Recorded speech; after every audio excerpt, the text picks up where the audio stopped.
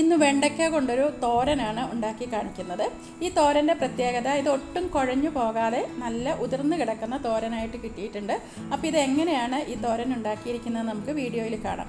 നിങ്ങൾക്ക് ഈ വീഡിയോ കാണുമ്പോൾ ഇഷ്ടപ്പെടുകയാണെങ്കിൽ ഒന്ന് ലൈക്ക് ചെയ്ത ശേഷം വീഡിയോ കാണണേ. ഞാൻ ഈ വെണ്ടയ്ക്ക തോരൻ ഉണ്ടാക്കുന്നതിനായിട്ട് ഒരു 1/4 കിലോ വെണ്ടയ്ക്കയാണ് എടുത്തിട്ടുള്ളത്. വെണ്ടയ്ക്ക കുഴഞ്ഞു പോകാതിരിക്കണമെങ്കിൽ ഇത് കഴുകിയെടുത്ത ശേഷം അതിലെ വെള്ളമെല്ലാം നല്ലതുപോലെ തുടച്ച് കളയണം. വെള്ളമയം ഉണ്ടെങ്കിൽ നമ്മളിത് വെക്കുന്ന സമയത്ത് കുഴഞ്ഞു പോകും. ഞാൻ ആ വെണ്ടയ്ക്ക ഇതുപോലെ ഇങ്ങനെ വട്ടത്തിലാണ് അരിഞ്ഞെടുത്തിട്ടുള്ളത്. പിന്നെ ഇതിലേക്ക് ഞാൻ ഒരു സബോളയുടെ പകുതിയാണ് എടുത്തിട്ടുള്ളത്. പിന്നെ 2 പച്ചമുളകും എടുത്തിട്ടുണ്ട്. അതുപോലെ ചെറുതായി അരിഞ്ഞെടുത്തിട്ടുണ്ട്. സബോളയ്ക്ക് പകരം നമുക്ക് കൊച്ചുള്ളി വേണമെങ്കിൽ എടുക്കാം. പിന്നെ ഒരു അടി കട്ടിയുള്ള പാത്രം എടുക്കാം. അതിനുശേഷം ആ പാത്രം നന്നായി ചൂടായി വരുമ്പോൾ അതിലേക്ക് വെളിച്ചെണ്ണയാണ് ഒഴിച്ചു കൊടുക്കുന്നത്. എണ്ണ ചൂടായിട്ട് വരുമ്പോൾ അതിലേക്ക് കടുക് ഇട്ട് കൊടുക്കാം. കടുക് പൊട്ടി തുടങ്ങുമ്പോൾ 2 വറ്റൽമുളക് മുറിച്ചിട്ട് കൊടുക്കാം. ഇനി നമ്മൾക്ക് ആ മുളക് മൂത്ത് കഴിയുമ്പോൾ ഈ അരിഞ്ഞു വെച്ചിരിക്കുന്ന സവോളയും പച്ചമുളകും ഇട്ട് കൊടുക്കാം. എന്നിട്ട് നന്നായിട്ടൊന്ന് വഴറ്റിയെടുക്കാം.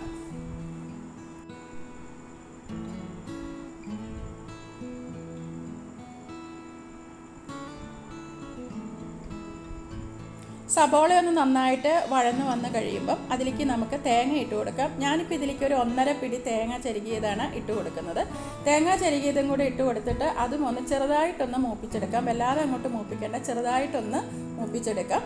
ഇനി ഈ കൂട്ടത്തിൽ തന്നെ നമുക്കൊരു അല്പം മഞ്ഞൾപ്പൊടിയും കൂടി ഇട്ട് കൊടുക്കാം. ഞാനൊരു 1/4 ടീസ്പൂൺ മഞ്ഞൾപ്പൊടി ഇട്ട് കൊടുത്തിട്ടുള്ളൂ. എന്നിട്ട് അതും കൂടി ഇട്ട ശേഷം നമുക്ക് നല്ലതുപോലെ ഒന്ന് ഇളക്കി യോജിപ്പിച്ച് കൊടുക്കാം. ഒരു തണ്ട് കറിവേപ്പിൻ്റെ ഇലയും കൂടി ഇട്ട് കൊടുക്കാം. ഇനി നമുക്ക് ഇതിലേക്ക് നമ്മൾ അരിഞ്ഞു വെച്ചിരിക്കുന്ന വെണ്ടയ്ക്ക ഇട്ട് കൊടുക്കാം. ഈ സമയത്തൊക്കെ തീ കുറച്ച് വെക്കണം. ലോ ഫ്ലെയിമിൽ വെച്ചിട്ട് വേണം ഇതൊക്കെ ചെയ്യാനായിട്ട്. തോരനിലേക്ക് ആവശ്യമുള്ള ഉപ്പും കൂടി ഈ സമയത്ത് ഇട്ട് കൊടുക്കാം. എന്നിട്ട് എല്ലാം കൂടി നല്ലതുപോലെ ഒന്ന് ഇളക്കി യോജിപ്പിച്ച് കൊടുക്കാം.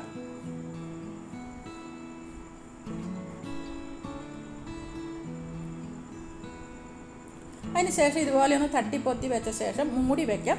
മൂടി വെച്ചിട്ട് നമുക്കിത് വേവിച്ചെടുക്കാം. ഒരു 3-4 മിനിറ്റ് ഇതുപോലെ ഒന്ന് മൂടി വെച്ചിട്ട് വേവിച്ചെടുക്കാം, ലോ ഫ്ലെയിമിൽ വെച്ചിട്ട്. മൂടി തുറന്ന് നമ്മളിത് ഇടയ്ക്കിടയ്ക്ക് ഇളക്കിയിട്ട് കൊടുക്കണം, അല്ലെങ്കിൽ അടി പിടിക്കും. ഒരു 3-4 മിനിറ്റ് ഇതുപോലെ മൂടി വെച്ചിട്ട് ഇടയ്ക്കൊന്ന് തുറക്കുക, എന്നിട്ടൊന്ന് ഇളക്കിയിട്ട് കൊടുക്കുക. ആ രീതിയിലൊന്ന് നമുക്കിത് വേവിച്ചെടുക്കാം. ഇതിങ്ങനെ വെന്ത് വന്ന് തുടങ്ങുമ്പോൾ ഇതിൽ ചെറുതായിട്ട് ഇങ്ങനെ ഒരു ഞോള പോലെ വന്ന് തുടങ്ങും. അതായത് വെണ്ടയ്ക്ക വെന്ത് തുടങ്ങുന്നതിൻ്റെ ഒരു ലക്ഷണമാണ്. അത് കഴിയുമ്പോൾ തന്നെ അങ്ങ് ഇല്ലാതെ ആയിക്കോളും. പിന്നെ നമ്മൾ മൂടി വെക്കരുത്. അത് കഴിഞ്ഞ ശേഷം നമ്മൾ തുറന്ന് വെച്ചിട്ട് തന്നെ ഇത് വേവിച്ചെടുക്കണം.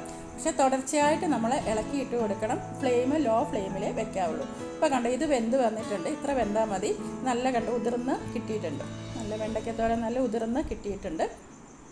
ഇനി ഇതിലേക്ക് നമുക്ക് കുറച്ചും കൂടി കറിവേപ്പിൻ്റെ ഇല ഇട്ട് കൊടുക്കാം. വെണ്ടയ്ക്ക ഇത്ര വെന്താൽ മതി. ഇനി നമുക്ക് കറിവേപ്പിൻ്റെ ഇലയും കൂടി ഇട്ട് നല്ലതുപോലെ ഒന്ന് ഇളക്കി യോജിപ്പിച്ച ശേഷം ഫ്ലെയിം ഓഫാക്കി കൊടുക്കാം. വളരെ ടേസ്റ്റി ആയിട്ടുള്ള വെണ്ടയ്ക്കത്തോരൻ റെഡിയായി കഴിഞ്ഞു. തീർച്ചയായും നിങ്ങൾക്ക് ഇഷ്ടപ്പെടും. വെണ്ടയ്ക്ക ഇഷ്ടമുള്ളവർക്ക് തീർച്ചയായിട്ടും ഇത് ഇഷ്ടപ്പെടും. ഇതിൻ്റെ കൂടി ഞാൻ മോരുകറിയാണ് ഉണ്ടാക്കിയിരിക്കുന്നത്. മോരുകറിയും വെണ്ടയ്ക്കത്തോരനും നല്ലൊരു കോമ്പിനേഷനാണ്.